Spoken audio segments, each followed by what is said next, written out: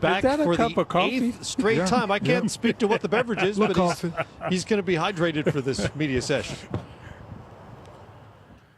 Take questions for LeBron. First one back left, Tim on 4. Tim Reynolds with the AP. Bron, all the way back.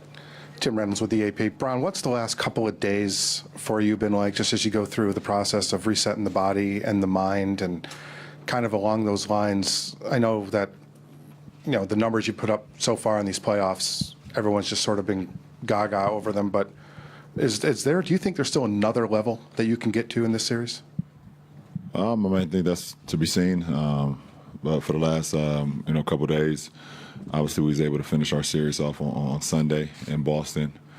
Monday was Memorial Day, so I got an opportunity to stay home with the family, barbecue, have a cookout. Kids had a heck of a time. I had a heck of a time just kind of relaxing and decompressing until 9 o'clock Eastern time until I started watching the game and seeing who we were going to play. Going against the Warriors, the last 3 years in the finals, I kind of figured or thought, that they could get it done just because of the 18 of possible 21 finals games that I've played against them in the last 3 years. I kind of figured that they would make it happen, just their championship DNA. So, and then yesterday, just a round-the-clock treatment. We had a workout before we left Cleveland. I got treatment on the 4.5-hour flight up here. We did a little prep yesterday. I got some more treatment, ate dinner. And I woke up this morning, worked out, like I always do. I got some more treatment and headed here to see you guys. So, the level that I can, play at is to be seen. But the level that I put into the game is, and put into my craft is who I am. So, numbers and things like that kind of take care of itself. But for me, I understand and I know how much I put into the game. So, everything else is okay. Jeff, on your right. Jeff Zilgett, USA Today. LeBron, you have 4 teammates who once played against you deep into the playoffs previously, Kyle, George, Kendrick, and Jeff. Did you ever envision playing on the same team as those guys at some point? Did you want to? And then the last part of that, what do you like about having Perk around? I always, when you go against guys, you can envision that at times how they fit with you and, what they could do for your team. Going against Kyle, I always kind of was like, oh, wow, to add a sharpshooter like that to our ball club would be, an amazing thing. And obviously, our former GM, David Griffin, was able to pull that off and get him to us. And, kind of the rest is history, what he's been able to do for our ball club.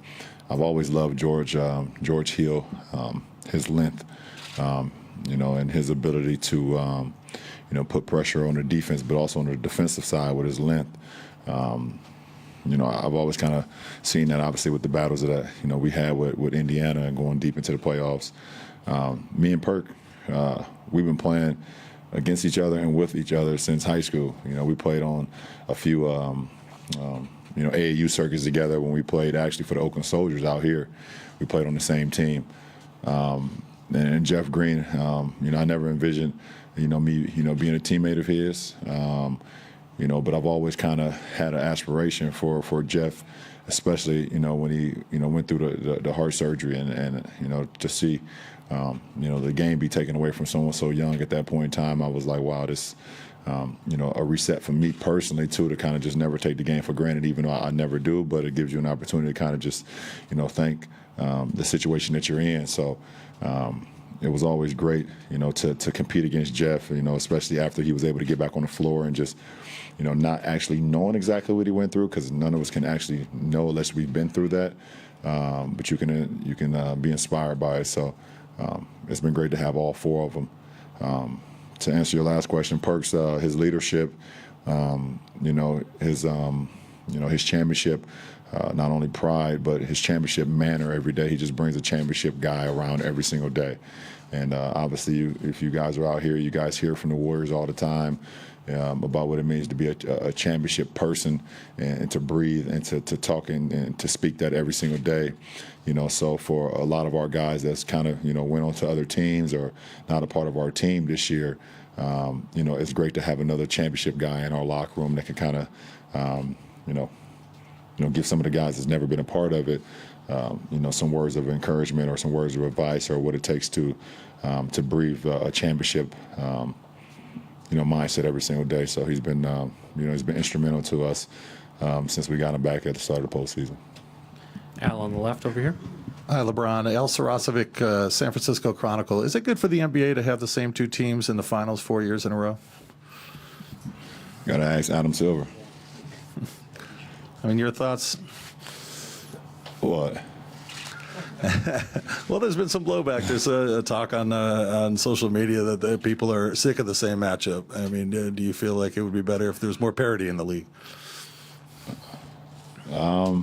Teams have had their opportunities to beat the Cavs over the last 4 years, and teams have had opportunities to beat the Warriors over the last 4 years. And if you want to see somebody else in the postseason, then you got to beat them. Second row on your right. Or in the finals in that case. LeBron. Ryan Gorski, San Francisco Examiner. Andre Iguodala, obviously he's out. What has he done so well on you, or what have you noticed him doing on defense against you the last few years that's kind of making you take notice? I think he's, first of all, he has very, very quick hands. That doesn't get talked about a lot. His ability to read and react to the ball, either in the flight or while you're dribbling or when you pick the ball up. But I mean, at the end of the day, his athleticism allows him to play some of the premier perimeter players in our league. I mean, he's a guy 6'8", long wingspan, athletic. He's been like that since he was at Arizona. And he's just added to his game every single, season he's been in the NBA. I've, played against him throughout my career, throughout his entire career since he got, to the league. And we was actually a funny story. We was actually in the draft when he got drafted. We was one pick away from drafting him before Philly took him. I believe 8 or 9, and then I think we selected Luke Jackson from Oregon. And I had loved him, at Arizona, and was hoping that he slid to us with that pick. But obviously, you guys like those stories, so that's why I gave it to you. We appreciate it. Yeah, you guys like stories like that. Thanks. Dave and Chris. Dave McMenamin, ESPN. LeBron, Thursday is going to be the 101st game you've played in this regular season plus the postseason, the most you've ever done in that span of time. We've tried to get you kind of reflect on it before. I don't know if you will now, but is what you're doing, are you redefining what a prime is considered?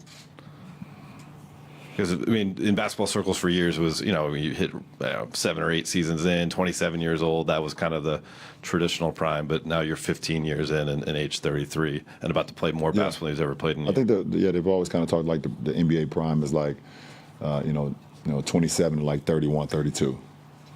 And that's, if you're lucky, you get to that point. I don't know. I've just never really, bought into that. I've never bought into like a ceiling either. You guys always talk to me about, what's your ceiling, and I've always, kind of told you guys that I don't really have a ceiling. I want to just try to maximize, as much as I can, and be as good as I can. And I forgot. I'm not quite sure who I did a post-game interview after one of our games this year. I don't know if it was maybe Doris or. It was one of the great lady sideline reporters that we have that asked me, how do you feel and how are you still able to do this? And I told her that particular time, this is the best I felt in my career. Yeah, it was Cassie Hubbard. Okay, well, there it is. And I don't know if she believed me, and I don't know if you guys believe me, but I really felt that. And I continue to just play at an all-time level.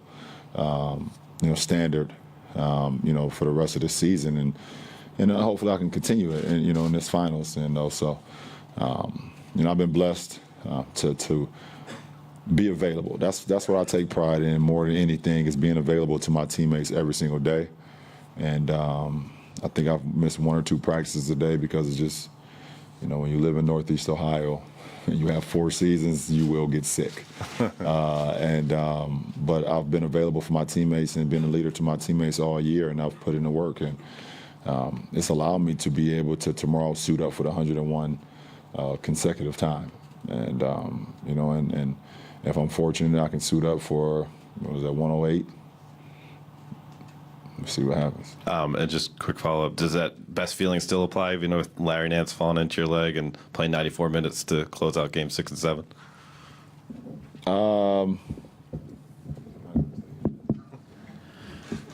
Chris, last one on the left. Chris Haynes, ESPN. Brock, a few years back, you used to talk about certain teams or certain players having cliff notes, will probably be cliff notes when your career is said and done and your possible book or whatnot. With the Warriors' tenure, how impactful or meaningful is this, I guess, series of rivalry with you and your career? How do you view them? Listen, Golden State is one of the best teams I've ever played. It's one of the best teams that's ever been assembled. And then they added Kevin Durant. So what does that do to him? It even makes him even more dangerous and, even more powerful and great. And, and it's just, it's for me as a competitor, it's fun. It's truly fun. And to know when I'm done playing a game of basketball, to know I played against some of the greatest teams I ever played, ever been assembled. And this is one of them. You look at it, they got, 4 Hall of Famers on their team, and Clay, Dre, Steph, and KD. They got a Finals MVP that comes off their bench.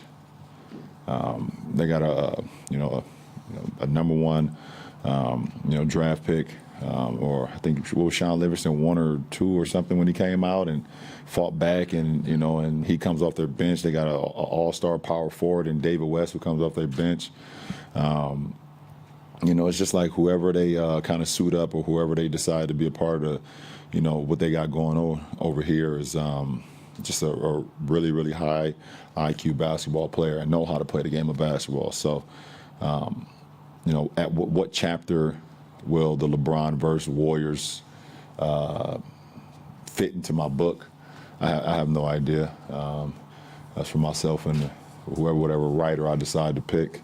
I'm available. I was about to say, I know one of you guys would love to be.